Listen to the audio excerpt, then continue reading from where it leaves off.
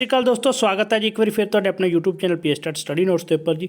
ਸੋ PSTET 2 ਦੀ preparation ਕਰ ਰਹੇ ਵਿਦਿਆਰਥੀ ਜਿਨ੍ਹਾਂ ਦਾ ਕੰਬੀਨੇਸ਼ਨ ਐਸਐਸਟੀ ਜੀ, ਉਹਨਾਂ ਵਾਸਤੇ ਅੱਜ ਦਾ ਜਿਹੜਾ ਸਾਡਾ ਟੌਪਿਕ ਹੈ ਉਹ ਜੀ ਕ੍ਰੀਏਸ਼ਨ ਆਫ ਐਨ ਐਮਪਾਇਰ, ਜਿਸ ਦੇ ਵਿੱਚ ਅਸੀਂ ਮੁਗਲ ਸਾਮਰਾਜ ਦਾ ਟੌਪਿਕ ਆਉਂਦਾ ਇਸ ਦੇ ਵਿੱਚ, ਔਰ ਮੁਗਲ ਸਾਮਰਾਜ ਦੇ ਨਾਲ ਰਿਲੇਟਡ ਜਿਹੜੇ ਨੇ ਉਹ 100+ MCQs ਡਿਸਕਸ ਕਰਾਂਗੇ, ਜਿਸ ਦੇ ਨਾਲ ਜਿਹੜਾ ਹੈ ਪੂਰਾ ਆਪਣਾ ਟੌਪਿਕ ਜਿਹੜਾ ਉਹ ਕਵਰ ਹੋ ਜਾਏਗਾ। ਅੱਜ ਦੀ ਵੀਡੀਓ 'ਚ 50 ਕੁਐਸਚਨ ਹੋਣਗੇ, ਪਰ ਜੇਕਰ ਧਿਆਨ ਨਾਲ ਵੀਡੀਓ ਸੁਣੋਗੇ ਤਾਂ 100+ ਜਿਹੜੇ ਕੁਐਸਚਨ ਨੇ ਤੁਸੀਂ ਨੋਟ ਉਹ ਕਰ ਸਕਦੇ ਹੋ ਜੀ।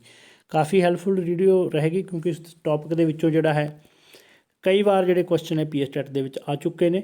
ਨਵੇਂ ਵਿਦਿਆਰਥੀ ਚੈਨਲ ਨੂੰ ਸਬਸਕ੍ਰਾਈਬ ਕਰਕੇ ਪਲੇਲਿਸਟ 'ਚ ਜਾ ਕੇ ਇਸ ਤੋਂ ਪਹਿਲਾਂ ਜਿਹੜੀਆਂ ਵੀਡੀਓ ਨੇ ਉਹ ਦੇਖ ਸਕਦੇ ਨੇ ਜੀ। ਇਹ ਵੀਡੀਓ ਅਸੀਂ ਪਹਿਲਾਂ ਅਪਲੋਡ ਕਰ ਚੁੱਕੇ ਹਾਂ, ਪਰ ਵੀਡੀਓ ਦੇ ਵਿੱਚ ਆਵਾਜ਼ ਨਾ ਹੋਣ ਕਰਕੇ, ਕੋਈ ਟੈਕਨੀਕਲ ਪ੍ਰੋਬਲਮ ਕਰਕੇ ਜਿਹੜਾ ਆਵਾਜ਼ ਨਹੀਂ ਆਈ, ਇਸ ਕਰਕੇ ਬਹੁਤ ਸਾਰੇ ਵਿਦਿਆਰਥੀਆਂ ਦੀ ਡਿਮਾਂਡ ਸੀ ਕਿ ਦੁਬਾਰਾ ਜਿਹੜੀ ਵੀਡੀਓ ਅਪਲੋਡ ਕੀਤੀ ਜਾਏ।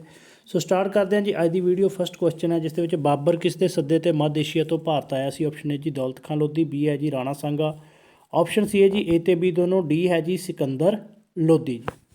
ਸਹੀ ਆਨਸਰ ਆਏਗਾ ਆਪਸ਼ਨ ਸੀ ਜੀ, ਬਾਬਰ ਜਿਹੜਾ ਹੈ ਦੌਲਤ ਖਾਂ ਲੋਧੀ ਤੇ ਰਾਣਾ ਸੰਗਾ, ਸੋ ਦੋਨਾਂ ਦੇ ਕਹਿਣ ਤੇ ਜਿਹੜਾ ਹੈ ਮੱਧ ਏਸ਼ੀਆ ਤੋਂ, ਦੋਨਾਂ ਦੇ ਸੱਦੇ ਤੇ ਮੱਧ ਏਸ਼ੀਆ ਤੋਂ ਭਾਰਤ ਜਿਹੜਾ ਆਇਆ ਸੀ। ਦੌਲਤ ਖਾਂ ਲੋਧੀ ਜਿਹੜਾ ਉਸ ਸਮੇਂ ਪੰਜਾਬ ਦਾ ਸੂਬੇਦਾਰ ਸੀ ਜੀ।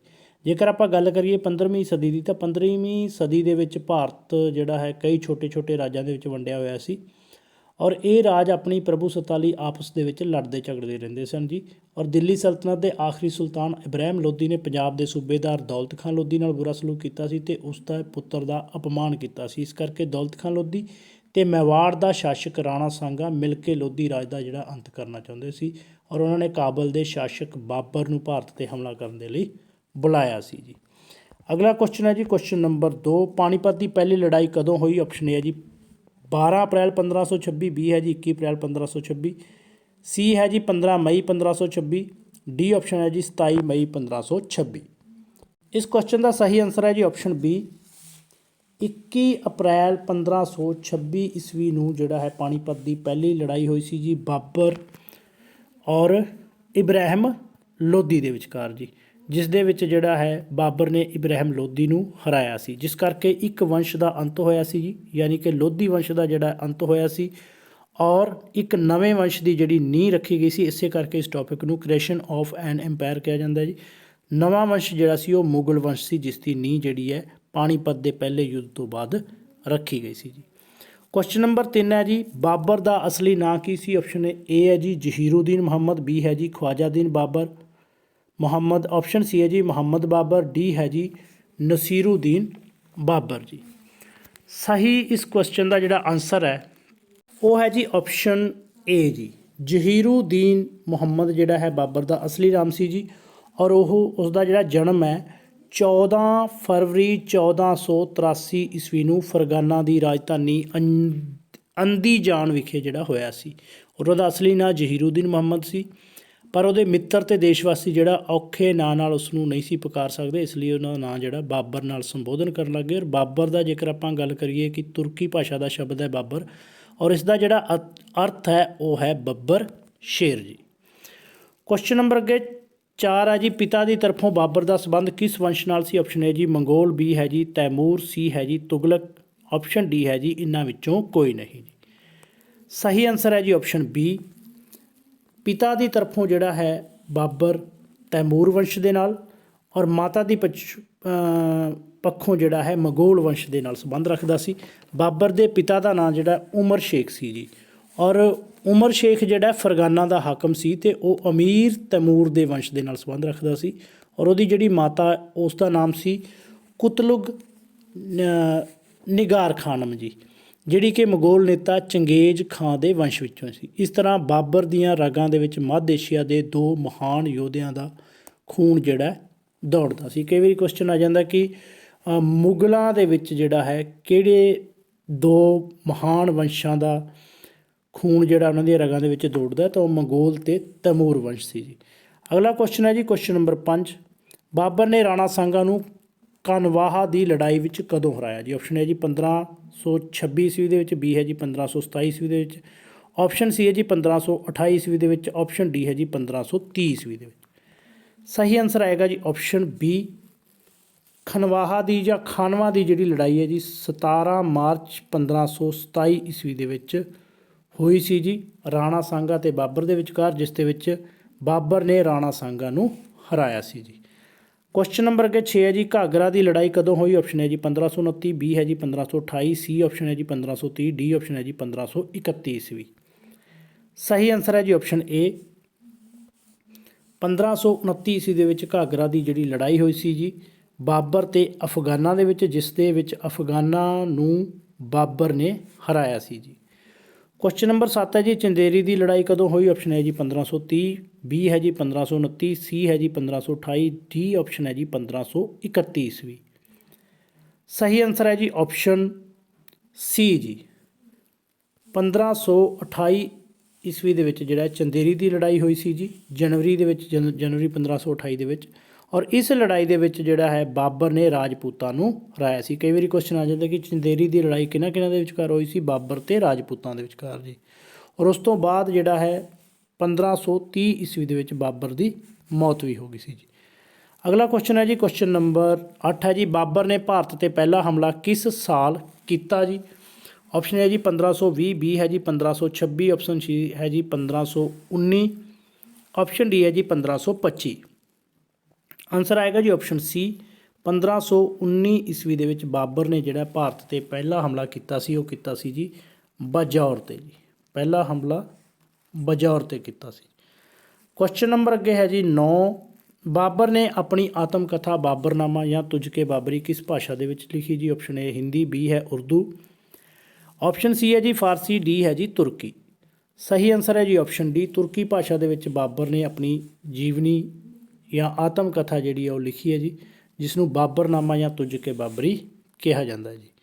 ਅਗਲਾ ਕੁਐਸਚਨ ਹੈ ਜੀ ਕੁਐਸਚਨ ਨੰਬਰ 10, ਬਾਬਰ ਤੋਂ ਬਾਅਦ ਗੱਦੀ ਤੇ ਕੌਣ ਬੈਠਾ? ਆਪਸ਼ਨ ਏ ਹੈ ਜੀ ਜਹਾਂਗੀਰ, ਬੀ ਹੈ ਜੀ ਹਮਾਯੂ, ਸੀ ਹੈ ਜੀ ਅਕਬਰ, ਆਪਸ਼ਨ ਡੀ ਹੈ ਜੀ ਸ਼ਾਹਜਹਾਂ। ਸਹੀ ਆਨਸਰ ਹੈ ਜੀ ਆਪਸ਼ਨ ਬੀ ਹਮਾਯੂ ਬਾਬਰ ਦਾ ਜਿਹੜਾ ਪੁੱਤਰ ਸੀ ਜੀ ਉਹ 1530 ਈਸਵੀ ਦੇ ਵਿੱਚ ਗੱਦੀ ਤੇ ਬੈਠਾ ਸੀ। ਔਰ ਹਮਾਯੂ ਦਾ ਜਿਹੜਾ ਸ਼ਾਬਦਿਕ ਅਰਥ ਹੈ ਉਹ ਹੈ ਜੀ ਕਿਸਮਤ ਵਾਲਾ। ਅਗਲਾ ਕੁਐਸਚਨ ਹੈ ਜੀ ਕੁਐਸਚਨ ਨੰਬਰ 11, ਚੌਸਾ ਦਾ ਯੁੱਧ ਕਦੋਂ ਹੋਇਆ? ਆਪਸ਼ਨ ਹੈ ਜੀ 1540, ਬੀ ਹੈ ਜੀ 1539, ਸੀ ਆਪਸ਼ਨ ਹੈ ਜੀ 1538, ਡੀ ਆਪਸ਼ਨ ਹੈ ਜੀ 1541 ਈਸਵੀ। ਸਹੀ ਆਨਸਰ ਹੈ ਜੀ ਆਪਸ਼ਨ ਬੀ 1539 ਈਸਵੀ ਦੇ ਵਿੱਚ ਸ਼ੇਰਸ਼ਾਹ ਸੂਰੀ ਕਹਿ ਲਓ ਜਾਂ ਸ਼ੇਰ ਖਾਂ ਕਹਿ ਲਓ ਜੀ ਔਰ ਹਮਾਯੂ ਦੇ ਵਿਚਕਾਰ ਜਿਹੜਾ ਚੌਸਾ ਦਾ ਯੁੱਧ ਹੋਇਆ ਸੀ, ਜਿਸ ਦੇ ਵਿੱਚ ਸ਼ੇਰ ਖਾਂ ਜਾਂ ਸ਼ੇਰਸ਼ਾਹ ਸੂਰੀ ਜਿਹੜਾ ਜੇਤੂ ਰਿਹਾ ਸੀ ਔਰ ਹਮਾਯੂ ਦੀ ਹਾਰ ਹੋਈ ਸੀ ਜੀ। ਅਗਲਾ ਕੁਐਸਚਨ ਹੈ ਜੀ ਕੁਐਸਚਨ ਨੰਬਰ 12, ਸ਼ੇਰ ਸ਼ਾਹ ਦਾ ਅਸਲ ਨਾਂ ਕੀ ਸੀ? ਰਿਪੀਟਡ ਕੁਐਸਚਨ ਹੈ ਜੀ, ਬਹੁਤ ਵਾਰੀ ਜਿਹੜਾ ਐਗਜ਼ਾਮ ਦੇ ਵਿੱਚ ਆ ਚੁੱਕਾ, ਕਈ ਐਗਜ਼ਾਮ ਦੇ ਵਿੱਚ ਆ ਚੁੱਕਾ ਪੀਟੈਟ ਨੂੰ ਛੱਡ ਕੇ। ਜੇ ਹੋਰ ਐਗਜ਼ਾਮ ਦੀ ਵੀ ਗੱਲ ਕਰੀਏ ਤਾਂ ਆਪਸ਼ਨ ਏ ਹੈ ਜੀ ਇਸ ਦੇ ਵਿੱਚ ਖਰੀਫ ਖਾਂ, ਬੀ ਹੈ ਜੀ ਸ਼ੇਰ ਚੰਦਰ, ਸੀ ਹੈ ਜੀ ਫਰੀਦ ਖਾਂ, ਡੀ ਹੈ ਜੀ ਇਹਨਾਂ ਵਿੱਚੋਂ ਕੋਈ ਨਹੀਂ। ਤਾਂ ਇਸ ਦਾ ਜਿਹੜਾ ਸਹੀ ਆਨਸਰ ਹੈ ਜੀ ਆਪਸ਼ਨ ਸੀ ਹੈ ਜੀ ਫਰੀਦ ਖਾਂ ਨਾਮ ਸੀ ਜੀ ਸ਼ੇਰ ਸ਼ਾਹ ਦਾ ਜਿਹੜਾ ਅਸਲ ਨਾਮ ਸੀ। ਔਰ ਸ਼ੇਰਸ਼ਾਹ ਸੂਰੀ ਹੈ ਕੌਣ ਸੀ? ਸ਼ੇਰਸ਼ਾਹ ਸੂਰੀ ਜਿਹੜਾ ਬਿਹਾਰ ਦੇ ਛੋਟੇ ਜੰਗੀਰਦਾਰ ਹੁਸੈਨ ਖਾਂ ਦਾ ਪੁੱਤਰ ਸੀ। ਉਸ ਦਾ ਜਿਹੜਾ ਅਸਲ ਨਾਂ ਫਰੀਦ ਖਾਂ ਸੀ, ਪਰੰਤੂ ਇੱਕ ਸ਼ੇਰ ਨੂੰ ਮਾਰਨ ਪਿੱਛੋਂ ਜਿਹੜਾ ਉਸ ਨੂੰ ਸ਼ੇਰ ਦੀ ਉਪਾਧੀ ਦਿੱਤੀ ਗਈ ਔਰ ਉਹ ਬਿਹਾਰ ਵਿੱਚ ਅਫਗਾਨ ਸਰਦਾਰਾਂ ਦਾ ਨੇਤਾ ਬਣਿਆ ਅਤੇ ਜਲਦੀ ਪਿੱਛੋਂ ਉਹ ਬਿਹਾਰ ਦਾ ਸ਼ਾਸਕ ਬਣ ਗਿਆ ਜੀ। ਔਰ ਉਸਨੇ ਮੁਗਲ ਸਮਰਾਟ ਹਮਾਯੂ ਨੂੰ ਚੌਸਾ ਤੇ ਕਨੌਜ ਦੋਨਾਂ ਯੁੱਧਾਂ ਦੇ ਵਿੱਚ ਹਰਾਇਆ ਸੀ ਔਰ 1540 ਈਸਵੀ ਵਿੱਚ ਦਿੱਲੀ ਦੀ ਰਾਜਗੱਦੀ 'ਤੇ ਅਧਿਕਾਰ ਕਰ ਲਿਆ ਸੀ। ਅਗਲਾ ਕੁਐਸਚਨ ਹੈ ਜੀ ਕੁਐਸਚਨ ਨੰਬਰ 13 ਜੀ, ਸ਼ੇਰਸ਼ਾਹ ਸੂਰੀ ਨੇ ਕਦੋਂ ਤੋਂ ਕਦੋਂ ਤੱਕ ਰਾਜ ਕੀਤਾ? ਆਪਸ਼ਨ ਹੈ ਜੀ 1540 ਤੋਂ 1548, ਬੀ ਹੈ ਜੀ 1541 ਤੋਂ 1545, ਆਪਸ਼ਨ ਸੀ ਹੈ ਜੀ 1540 ਤੋਂ 1545, ਡੀ ਆਪਸ਼ਨ ਹੈ ਜੀ 1545 ਤੋਂ 1560 ਜੀ।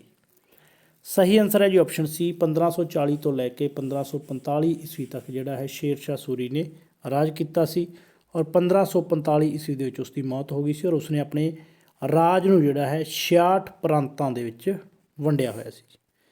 ਕੁਐਸਚਨ ਨੰਬਰ 14 ਜੀ, ਹਮਾਯੂ ਨੇ ਸ਼ੇਰਸ਼ਾਹ ਸੂਰੀ ਦੇ ਉੱਤਰਾਧਿਕਾਰੀ ਸਿਕੰਦਰ ਸ਼ਾਹ ਨੂੰ ਕਦੋਂ ਹਰਾ ਕੇ ਦਿੱਲੀ 'ਤੇ ਦੁਬਾਰਾ ਕਬਜ਼ਾ ਕੀਤਾ? ਆਪਸ਼ਨ ਹੈ ਜੀ 1555, ਬੀ ਹੈ 1556, ਆਪਸ਼ਨ ਸੀ ਹੈ ਜੀ 1554, ਆਪਸ਼ਨ ਡੀ ਹੈ ਜੀ 1557 ਜੀ। ਸਹੀ ਆਨਸਰ ਹੈ ਜੀ ਆਪਸ਼ਨ ਏ 1555 ਈਸਵੀ ਦੇ ਵਿੱਚ ਦੁਬਾਰਾ ਜਿਹੜਾ ਹੈ ਹਮਾਯੂ ਦਿੱਲੀ ਦੇ ਗੱਦੀ 'ਤੇ ਬੈਠਾ ਸੀ ਔਰ ਉਸਨੇ ਸ਼ੇਰਸ਼ਾਹ ਸੂਰੀ ਦੇ ਉੱਤਰਾਧਿਕਾਰੀ ਸਿਕੰਦਰ ਸ਼ਾਹ ਨੂੰ ਹਰਾਇਆ ਸੀ ਜੀ ਔਰ 1556 ਈਸਵੀ ਦੇ ਵਿੱਚ ਉਸ ਦੀ ਮੌਤ ਹੋ ਗਈ ਸੀ ਜੀ। ਕੁਐਸਚਨ ਨੰਬਰ 15 ਜੀ, ਅਕਬਰ ਦਾ ਜਨਮ ਕਦੋਂ ਹੋਇਆ? ਆਪਸ਼ਨ ਹੈ ਜੀ 1543, ਬੀ ਹੈ ਜੀ 1542, ਆਪਸ਼ਨ ਸੀ ਹੈ ਜੀ 1540, ਆਪਸ਼ਨ ਡੀ ਹੈ ਜੀ 1568। ਸਹੀ ਆਨਸਰ ਹੈ ਜੀ ਆਪਸ਼ਨ ਬੀ ਜੀ। 1542 ਈਸਵੀ ਦੇ ਵਿੱਚ ਅਕਬਰ ਦਾ ਜਨਮ ਹੋਇਆ ਸੀ ਜੀ, ਔਰ ਉਸ ਦਾ ਜਨਮ ਜਿਹੜਾ ਅਮਰਕੋਟ ਦੇ ਵਿੱਚ ਹੋਇਆ ਸੀ। ਔਰ ਜੇਕਰ ਅਕਬਰ ਦੇ ਪਿਤਾ ਦਾ ਨਾਂ ਪੁੱਛਿਆ ਜਾਏ ਤਾਂ ਹਮਾਯੂ ਸੀ, ਔਰ ਮਾਤਾ ਦਾ ਨਾਂ ਜਿਹੜਾ ਉਹ ਹਮੀਦਾ ਬਾਨੋ ਸੀ ਜੀ। ਕੁਐਸਚਨ ਨੰਬਰ 16 ਹੈ ਜੀ, ਅਕਬਰ ਦੀ ਤਾਜਪੋਸ਼ੀ ਕਦੋਂ ਹੋਈ? ਆਪਸ਼ਨ ਹੈ ਜੀ 14 ਫਰਵਰੀ 1556, ਬੀ ਹੈ ਜੀ 28 ਜਨਵਰੀ 1560, ਸੀ ਹੈ ਜੀ 24 ਜਨਵਰੀ 1556, ਡੀ ਹੈ ਜੀ ਇਹਨਾਂ ਵਿੱਚੋਂ ਕੋਈ ਨਹੀਂ।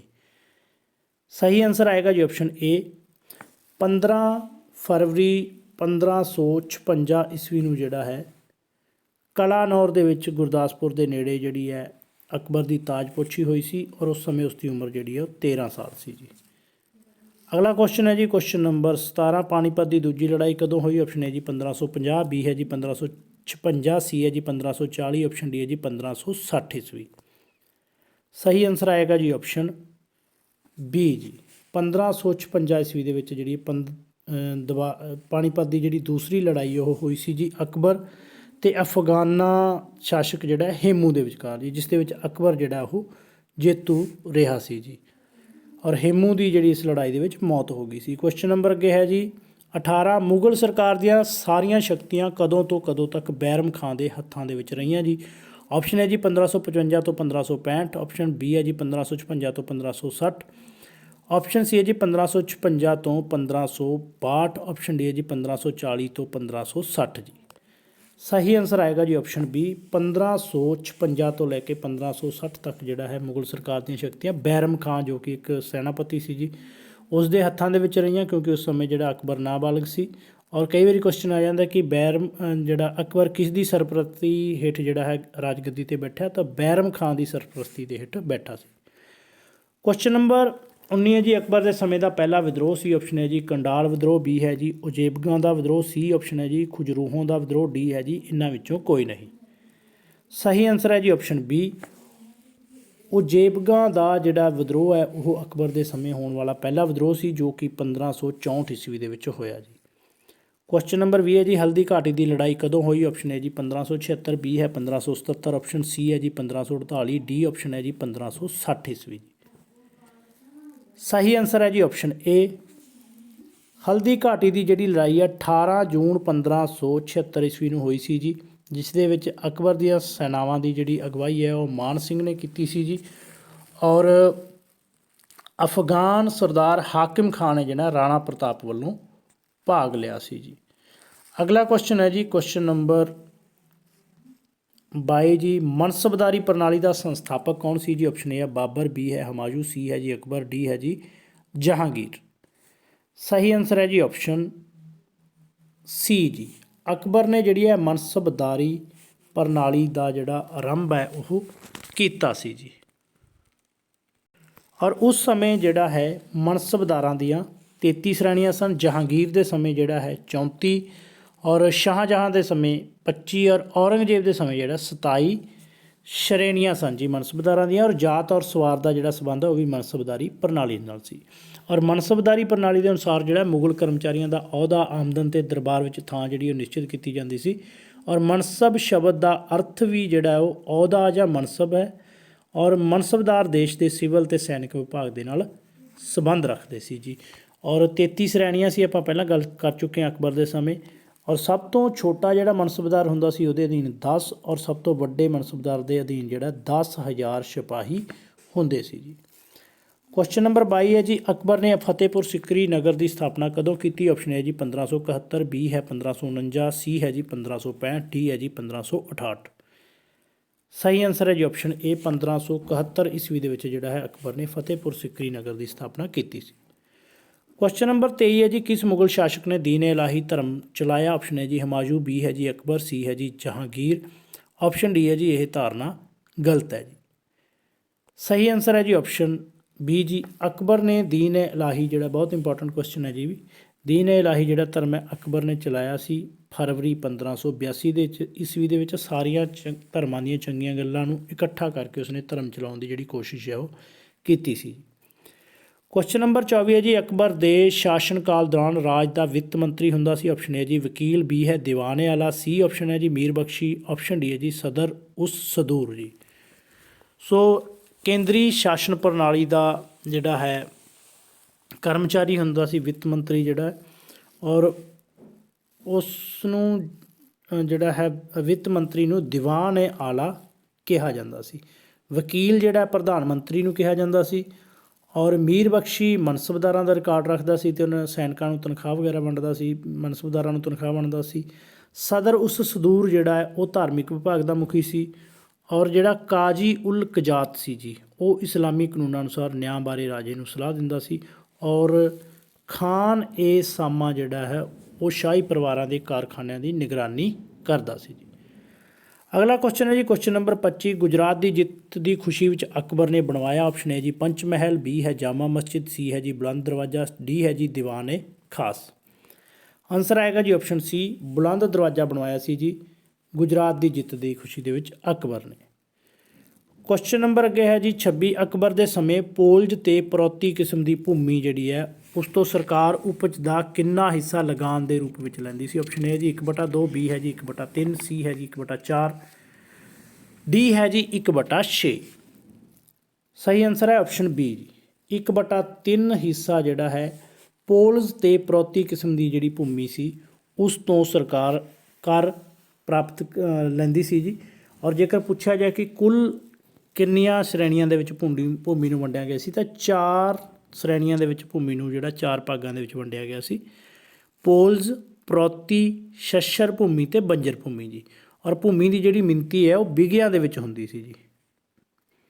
ਕਈ ਵਾਰੀ ਆ ਜਾਂਦਾ ਕਿ ਮਿਣਤੀ ਕਿਸ ਦੇ ਵਿੱਚ ਹੁੰਦੀ ਸੀ, ਤਾਂ ਬਿਘਿਆਂ ਦੇ ਵਿੱਚ ਹੁੰਦੀ ਸੀ। ਕੁਐਸਚਨ ਨੰਬਰ 27 ਹੈ ਜੀ, ਅਕਬਰ ਦੇ ਸਮੇਂ ਵਿੱਚ ਕਿਸ ਪ੍ਰਣਾਲੀ ਤਹਿਤ ਖੜੀ ਫਸਲ ਦਾ ਅੰਦਾਜ਼ਾ ਲਗਾ ਕੇ ਲਗਾਨ ਨਿਯਤ ਕੀਤਾ ਜਾਂਦਾ ਸੀ ਜੀ। ਆਪਸ਼ਨ ਏ ਹੈ ਜੀ ਨਾਸਕ ਪ੍ਰਣਾਲੀ, ਬੀ ਹੈ ਵਟਾਈ ਪ੍ਰਣਾਲੀ, ਸੀ ਹੈ ਜੀ ਕਨਕੂਤ ਪ੍ਰਣਾਲੀ, ਡੀ ਹੈ ਜੀ ਇਹਨਾਂ ਵਿੱਚੋਂ ਕੋਈ ਨਹੀਂ। ਸਹੀ ਆਨਸਰ ਹੈ ਜੀ ਆਪਸ਼ਨ ਸੀ ਜੀ ਕਨਕੂਤ ਪ੍ਰਣਾਲੀ ਦੇ ਤਹਿਤ ਜਿਹੜਾ ਹੈ ਖੜੀ ਹੋਈ ਫਸਲ ਦਾ ਅੰਦਾਜ਼ਾ ਲਗਾ ਕੇ ਹੀ ਜਿਹੜਾ ਲਗਾਨ ਹੈ ਉਹ ਨਿਸ਼ਚਿਤ ਕਰ ਦਿੱਤਾ ਜਾਂਦਾ ਸੀ। ਜਿਹੜੀ ਨਾਸਕ ਪ੍ਰਣਾਲੀ ਹੈ ਇਸ ਦੇ ਵਿੱਚ ਜਿਹੜਾ ਹੈ ਸਾਰੇ ਪਿੰਡ ਦੀ ਫਸਲ ਦਾ ਇਕੱਠਾ ਅੰਦਾਜ਼ਾ ਲਗਾ ਕੇ ਜਿਹੜਾ ਲਗਾਨ ਹੈ ਉਹ ਨਿਸ਼ਚਿਤ ਕੀਤਾ ਜਾਂਦਾ ਸੀ ਜੀ। ਔਰ ਜੇਕਰ ਆਪਾਂ ਗੱਲ ਕਰੀਏ ਵਟਾਈ ਪ੍ਰਣਾਲੀ ਦੀ, ਤਾਂ ਇਸ ਪ੍ਰਣਾਲੀ ਦੇ ਵਿੱਚ ਜਦੋਂ ਫਸਲ ਕੱਟ ਲਈ ਜਾਂਦੀ ਸੀ ਤਾਂ ਉਸ ਨੂੰ 3 ਹਿੱਸਿਆਂ ਦੇ ਵਿੱਚ ਵੰਡ ਲਿਆ ਜਾਂਦਾ ਸੀ। ਸਰਕਾਰ ਇੱਕ ਹਿੱਸਾ ਲਗਾਨ ਦੇ ਰੂਪ ਵਿੱਚ ਲੈ ਲੈਂਦੀ ਸੀ ਅਤੇ ਬਾਕੀ 2 ਹਿੱਸੇ ਜਿਹੜੇ ਨੇ ਉਹ ਕਿਸਾਨ ਦੇ ਕੋਲ ਰਹਿ ਜਾਂਦੇ ਸੀ। ਸੋ ਕੁਐਸਚਨ ਆ ਸਕਦਾ ਕਿੰਨੇ ਪ੍ਰਕਾਰ ਦੀ ਜਿਹੜੀ ਹੈ ਭੂਮੀ ਕਰ ਜਿਹੜਾ ਹੈ ਸੀ, ਤਾਂ 3 ਪ੍ਰਕਾਰ ਦਾ ਸੀ ਜੀ, ਕਨਕੂਤ ਪ੍ਰਣਾਲੀ, ਵਟਾਈ ਪ੍ਰਣਾਲੀ, ਨਾਸਕ ਪ੍ਰਣਾਲੀ। ਜਾਂ ਇੱਦਾਂ ਵੀ ਪ੍ਰਸ਼ਨ ਆ ਜਾਂਦਾ ਕਿ ਕਨਕੂਤ ਪ੍ਰਣਾਲੀ, ਵਟਾਈ ਪ੍ਰਣਾਲੀ, ਨਾਸਕ ਪ੍ਰਣਾਲੀ ਦਾ ਸੰਬੰਧ ਕਿਸ ਦੇ ਨਾਲ ਹੈ, ਤਾਂ ਇਸ ਦਾ ਸੰਬੰਧ ਜਿਹੜਾ ਉਹ ਭੂਮੀ ਕਰ ਦੇ ਨਾਲ ਹੈ ਜੀ। ਅਗਲਾ ਜਿਹੜਾ ਹੈ ਕੁਐਸਚਨ ਹੈ ਜੀ ਕੁਐਸਚਨ ਨੰਬਰ 28, ਅਕਬਰ ਦੇ ਸਮੇਂ ਜਿਸ ਭੂਮੀ ਵਿੱਚ 3 ਜਾਂ 4 ਸਾਲਾਂ ਬਾਅਦ ਫਸਲ ਬੀਜੀ ਜਾਂਦੀ ਸੀ ਉਸ ਨੂੰ ਕਿਹਾ ਜਾਂਦਾ ਸੀ। ਆਪਸ਼ਨ ਹੈ ਜੀ ਪੋਲਜ ਭੂਮੀ, ਬੀ ਹੈ ਜੀ ਪ੍ਰੌਤੀ ਭੂਮੀ, ਸੀ ਹੈ ਜੀ ਛੱਛਰ ਭੂਮੀ, ਡੀ ਹੈ ਜੀ ਬੰਜਰ ਭੂਮੀ। ਸੋ ਸਹੀ ਆਨਸਰ ਹੈ ਜੀ ਆਪਸ਼ਨ ਸੀ ਬੰਜਰ ਭੂਮੀ। ਜਿੱਥੇ 3 ਜਾਂ 4 ਸਾਲਾਂ ਬਾਅਦ ਫਸਲ ਬੀਜੀ ਜਾਂਦੀ ਸੀ ਉਹਨੂੰ ਬੰਜਰ ਭੂਮੀ ਕਿਹਾ ਜਾਂਦਾ ਸੀ, ਔਰ ਜਿਸ ਦਾ ਲਗਾਨ ਜਿਹੜਾ ਹੈ ਬਹੁਤ ਘੱਟ ਹਿੱਸਾ ਲਗਾਨ ਦੇ ਰੂਪ ਵਿੱਚ ਲਿਆ ਜਾਂਦਾ ਸੀ। 4 ਪ੍ਰਕਾਰਾਂ ਦੀ ਭੂਮੀ ਆਪਾਂ ਪਹਿਲਾਂ ਹੀ ਗੱਲ ਕਰ ਚੁੱਕੇ ਜੀ। ਪੋਲਜ ਭੂਮੀ, ਹੁਣ ਪੋਲਜ ਭੂਮੀ ਕੀ ਸੀ, ਜਿਹੜੀ ਸਭ ਤੋਂ ਉਪਜਾਊ ਭੂਮੀ ਸੀ ਜਿਸ ਦੇ ਵਿੱਚ ਕੋਈ ਵੀ ਫਸਲ ਜਿਹੜੀ ਪੈਦਾ ਕੀਤੀ ਜਾ ਸਕਦੀ ਸੀ। ਪ੍ਰੌਤੀ ਭੂਮੀ ਕਿਹੜੀ ਸੀ, ਜਿਹਦੇ ਵਿੱਚ 1 ਜਾਂ 2 ਸਾਲਾਂ ਬਾਅਦ ਫਸਲ ਪੈਦਾ ਕੀਤੀ ਜਾਂਦੀ ਸੀ ਜੀ। ਛੱਛਰ ਭੂਮੀ ਕਿਹੜੀ ਸੀ, 3 ਜਾਂ 4 ਸਾਲਾਂ ਬਾਅਦ ਫਸਲ ਪੈਦਾ ਕੀਤੀ ਜਾਂਦੀ ਸੀ। ਔਰ ਬੰਜਰ ਭੂਮੀ ਦੇ ਵਿੱਚ ਜਿਹੜਾ 5 ਜਾਂ 6 ਸਾਲਾਂ ਬਾਅਦ ਫਸਲ ਜਿਹੜੀ ਹੈ ਪੈਦਾ ਕੀਤੀ ਜਾਂਦੀ ਸੀ। ਕੁਐਸਚਨ ਨੰਬਰ 29 ਹੈ ਜੀ, ਜਹਾਂਗੀਰ ਨੇ ਕਦੋਂ ਤੋਂ ਕਦੋਂ ਤੱਕ ਰਾਜ ਕੀਤਾ। ਆਪਸ਼ਨ ਹੈ ਜੀ 1605 ਤੋਂ 1627 ਈਸਵੀ, ਬੀ ਹੈ 1706 ਤੋਂ 1708 ਈਸਵੀ, ਸੀ ਹੈ ਜੀ 1609 ਤੋਂ 1624, ਡੀ ਹੈ ਜੀ 1620 ਤੋਂ 1627 ਈਸਵੀ। ਆਨਸਰ ਹੈ ਜੀ ਆਪਸ਼ਨ ਏ। ਜਹਾਂਗੀਰ ਜਿਹੜਾ ਹੈ ਅਕਬਰ ਤੋਂ ਬਾਅਦ ਜਿਹੜਾ ਹੈ ਰਾਜਗੱਦੀ 'ਤੇ ਬੈਠਾ ਸੀ ਜੀ 1605 ਈਸਵੀ ਦੇ ਵਿੱਚ, ਔਰ 1627 ਈਸਵੀ ਤੱਕ ਜਿਹੜਾ ਉਸਨੇ ਰਾਜ ਕੀਤਾ ਸੀ। ਔਰ ਕਈ ਵਾਰੀ ਕੁਐਸਚਨ ਆ ਜਾਂਦਾ ਕਿ ਜਹਾਂਗੀਰ ਦਾ ਬਚਪਨ ਦਾ ਕੀ ਨਾਮ ਸੀ, ਤਾਂ ਜਹਾਂਗੀਰ ਦਾ ਜਿਹੜਾ ਬਚਪਨ ਦਾ ਨਾਮ ਸੀ ਉਹ ਸਲੀਮ ਸੀ ਜੀ। ਕੁਐਸਚਨ ਨੰਬਰ ਅੱਗੇ ਹੈ ਜੀ 30, ਜਹਾਂਗੀਰ ਨੇ ਕਦੋਂ ਮੇਵਾੜ ਦੇ ਸ਼ਾਸਕ ਰਾਣਾ ਅਮਰ ਸਿੰਘ ਨੂੰ ਹਰਾਇਆ। ਆਪਸ਼ਨ ਹੈ ਜੀ 1604, ਬੀ ਹੈ ਜੀ 1620, ਸੀ ਹੈ ਜੀ 1613, ਡੀ ਹੈ ਜੀ 1618 ਜੀ। ਸਹੀ ਆਨਸਰ ਹੈ ਜੀ ਆਪਸ਼ਨ ਸੀ ਜੀ ਮੇਵਾੜ ਦੇ ਸ਼ਾਸਕ ਰਾਣਾ ਅਮਰ ਸਿੰਘ ਨੂੰ ਜਿਹੜਾ ਹੈ 1613 ਈਸਵੀ ਦੇ ਵਿੱਚ ਜਹਾਂਗੀਰ ਨੇ ਹਰਾਇਆ ਸੀ। ਕੁਐਸਚਨ ਨੰਬਰ 31 ਹੈ ਜੀ, ਜਹਾਂਗੀਰ ਨੇ ਕਾਂਗੜੇ 'ਤੇ ਜਿੱਤ ਕਦੋਂ ਪ੍ਰਾਪਤ ਕੀਤੀ। ਆਪਸ਼ਨ ਹੈ ਜੀ 1618, ਬੀ ਹੈ ਜੀ 1624, ਸੀ ਆਪਸ਼ਨ ਹੈ ਜੀ 1619, ਡੀ ਹੈ ਜੀ 1620 ਈਸਵੀ। ਸਹੀ ਆਨਸਰ ਹੈ ਜੀ ਆਪਸ਼ਨ ਡੀ 1620 ਈਸਵੀ ਦੇ ਵਿੱਚ ਜਿਹੜਾ ਹੈ ਜਹਾਂਗੀਰ ਨੇ ਕਾਂਗੜੇ ਤੇ ਜਿੱਤ ਪ੍ਰਾਪਤ ਕੀਤੀ ਸੀ ਜੀ। ਕੁਐਸਚਨ ਨੰਬਰ 32 ਹੈ ਜੀ ਜਹਾਂਗੀਰ ਨੇ ਨੂਰ ਜਹਾਂ ਨਾਲ ਸ਼ਾਦੀ ਕਦੋਂ ਕਰਵਾਈ? ਆਪਸ਼ਨ ਹੈ ਜੀ 1608, ਬੀ ਹੈ ਜੀ 1611, ਸੀ ਹੈ ਜੀ 1615, ਆਪਸ਼ਨ ਡੀ ਹੈ ਜੀ 1618 ਈਸਵੀ। ਸਹੀ ਆਨਸਰ ਆਏਗਾ ਜੀ ਆਪਸ਼ਨ ਬੀ 1611 ਈਸਵੀ ਦੇ ਵਿੱਚ ਜਹਾਂਗੀਰ ਨੇ ਨੂਰ ਜਹਾਂ ਦੇ ਨਾਲ ਜਿਹੜਾ ਹੈ ਸ਼ਾਦੀ ਕੀਤੀ ਸੀ, ਜੋ ਕਿ ਬੜੀ ਹੀ ਸੁੰਦਰ ਤੇ ਬੁੱਧੀਮਾਨ ਇਸਤਰੀ ਸੀ ਔਰ ਉਹ ਬਹੁਤ ਅਭਿਲਾਸ਼ੀ ਤੇ ਰਾਜ ਦੇ ਸ਼ਾਸਨ ਪ੍ਰਬੰਧ ਵਿੱਚ ਦਿਲਚਸਪੀ ਜਿਹੜੀ ਉਹ ਰੱਖਦੀ ਸੀ ਜੀ। ਔਰ ਜਹਾਂਗੀਰ ਜਿਹੜਾ ਆ ਅਕਸਰ ਉਸ ਦੀ ਜਿਹੜੀ ਰਾਜਸੀ ਮਾਮਲਿਆਂ ਦੇ ਵਿੱਚ ਸਲਾਹ ਲੈਂਦਾ ਸੀ। ਔਰ ਜਿਹੜੀ ਨੂਰਜਹਾਂ ਹੈ ਕੌਣ ਸੀ? ਸ਼ੇਰ ਅਫਗਾਨਾਂ ਦੀ ਜਿਹੜੀ ਉਹ ਵਿਧਵਾ ਸੀ ਔਰ ਉਹਦਾ ਜਿਹੜਾ ਨਾਮ ਸੀ ਉਹ ਮੇਹਰੂ ਨਿਸਾ ਸੀ ਜੀ। ਅਗਲਾ ਕੁਐਸਚਨ ਹੈ ਜੀ ਕੁਐਸਚਨ ਨੰਬਰ 33, ਜਹਾਂਗੀਰ ਦੇ ਸ਼ਾਸਨ ਕਾਲ ਵਿੱਚ ਪਹਿਲਾ ਅੰਗਰੇਜ਼ ਮਿਸ਼ਨ ਕਿਸ ਦੀ ਅਗਵਾਈ ਵਿੱਚ ਭਾਰਤ ਆਇਆ? ਆਪਸ਼ਨ ਹੈ ਜੀ ਵਿਲੀਅਮ ਹਾਕਨਸ, ਬੀ ਹੈ ਜੀ ਵਿਲੀਅਮ ਬਰੂਨਰ, ਸੀ ਹੈ ਜੀ ਸਰ ਐਰਲੀ ਥਾਮਸਨ, ਡੀ ਹੈ ਜੀ ਇਹਨਾਂ ਵਿੱਚੋਂ ਕੋਈ ਨਹੀਂ। ਸਹੀ ਆਨਸਰ ਹੈ ਜੀ ਆਪਸ਼ਨ ਏ ਵਿਲੀਅਮ ਹਾਕਨਸ ਦੀ ਅਗਵਾਈ ਦੇ ਵਿੱਚ ਪਹਿਲਾ ਮਿਸ਼ਨ ਜਿਹੜਾ ਹੈ ਜਹਾਂਗੀਰ ਦੇ ਸਮੇਂ ਭਾਰਤ ਆਇਆ ਸੀ ਔਰ 1608 ਈਸਵੀ ਦੇ ਤੋਂ ਲੈ ਕੇ ਜਿਹੜਾ ਹੈ 1611 ਈਸਵੀ ਤੱਕ ਭਾਰਤ ਦੇ ਵਿੱਚ ਰਿਹਾ ਸੀ, ਪਰ ਵਪਾਰਕ ਰਿਆਇਤਾਂ ਲੈਣ ਦੇ ਵਿੱਚ ਸਫਲ ਨਹੀਂ ਸੀ ਰਿਹਾ ਜੀ। ਕੁਐਸਚਨ ਨੰਬਰ 34 ਹੈ ਜੀ ਸਰ ਥੋਮਸ ਰੋ ਭਾਰਤ ਵਿੱਚ ਕਦੋਂ ਆਇਆ? ਆਪਸ਼ਨ ਹੈ ਜੀ 1612, ਬੀ ਹੈ ਜੀ 1614, ਸੀ ਹੈ ਜੀ 1615, ਡੀ ਹੈ ਜੀ 1616 ਜੀ। ਸਹੀ ਆਨਸਰ ਹੈ ਜੀ ਆਪਸ਼ਨ ਸੀ 1615 ਈਸਵੀ ਦੇ ਵਿੱਚ ਜਿਹੜਾ ਸਰ ਥਾਮਸ ਰੋ ਜਿਹੜਾ ਹੈ ਦੂਸਰਾ ਮਿਸ਼ਨ ਦੀ ਅਗਵਾਈ ਕਰਦਾ ਹੋਇਆ ਭਾਰਤ ਆਇਆ ਸੀ ਔਰ ਜਿਸ ਨੇ ਜਹਾਂਗੀਰ ਤੋਂ ਜਿਹੜੀਆਂ ਵਪਾਰਕ ਰਿਆਇਤਾਂ ਨੇ ਉਹ ਪ੍ਰਾਪਤ ਕਰ ਲਈਆਂ ਸੀ ਜੀ।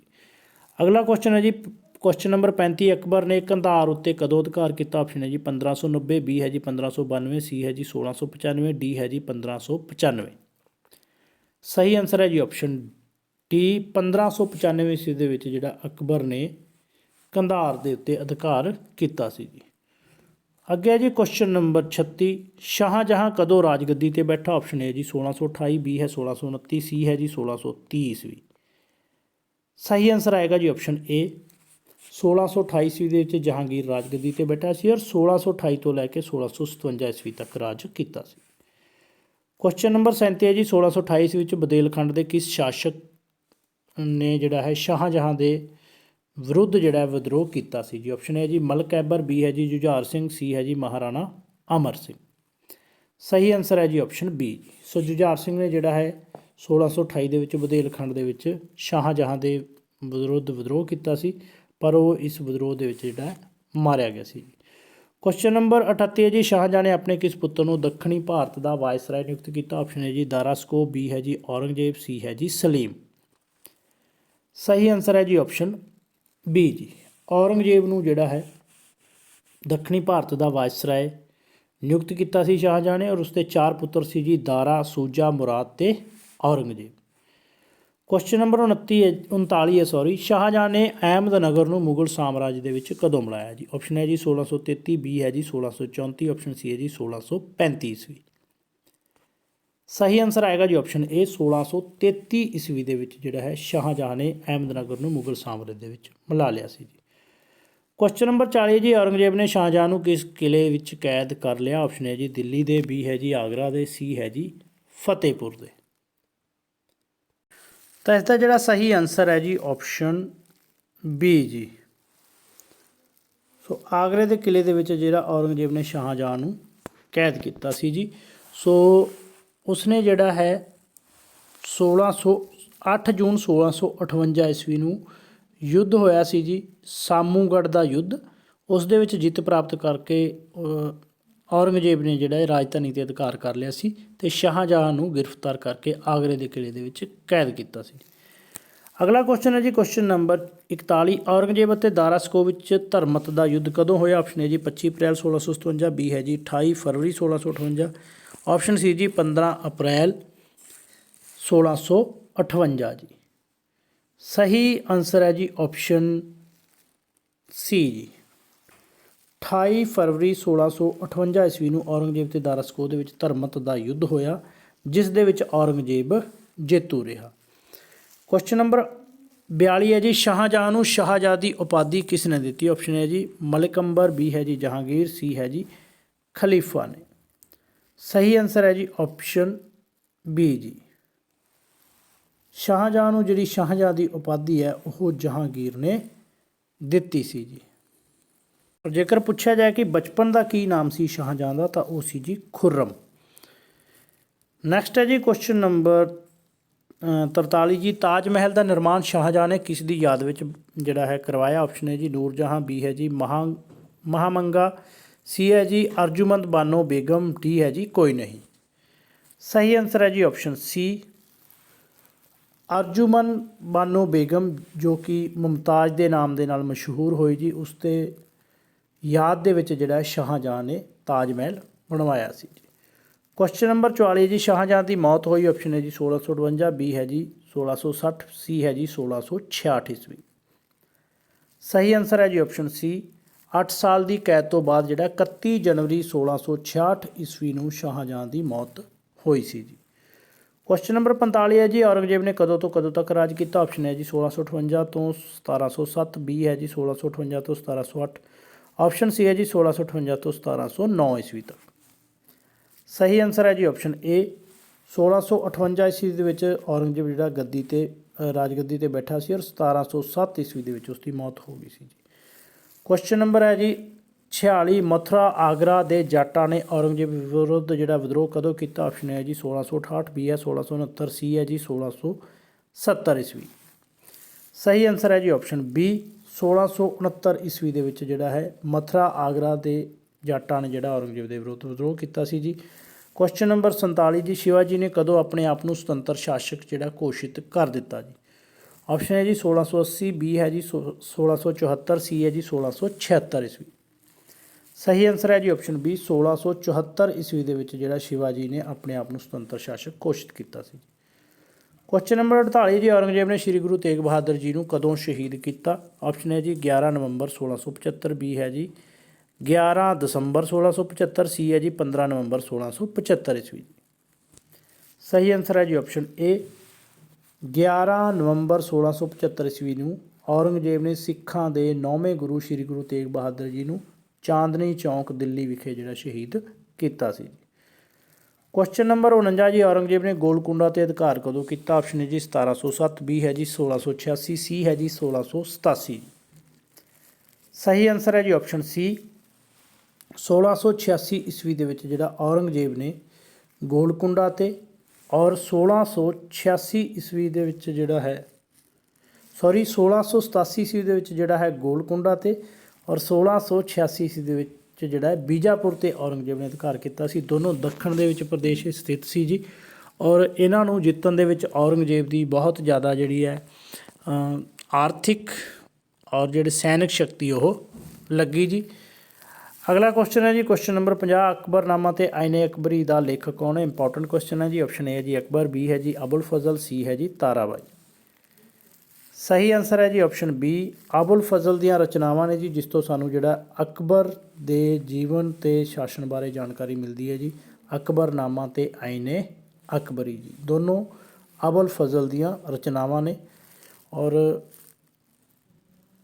ਅਬੁਲ ਫਜ਼ਲ ਜਿਹੜਾ ਹੈ ਇੱਕ 9 ਰਤਨਾਂ ਦੇ ਵਿੱਚ ਸ਼ਾਮਲ ਸੀ ਜੀ ਅਕਬਰ ਦਿਆਂ ਦੇ ਵਿੱਚ।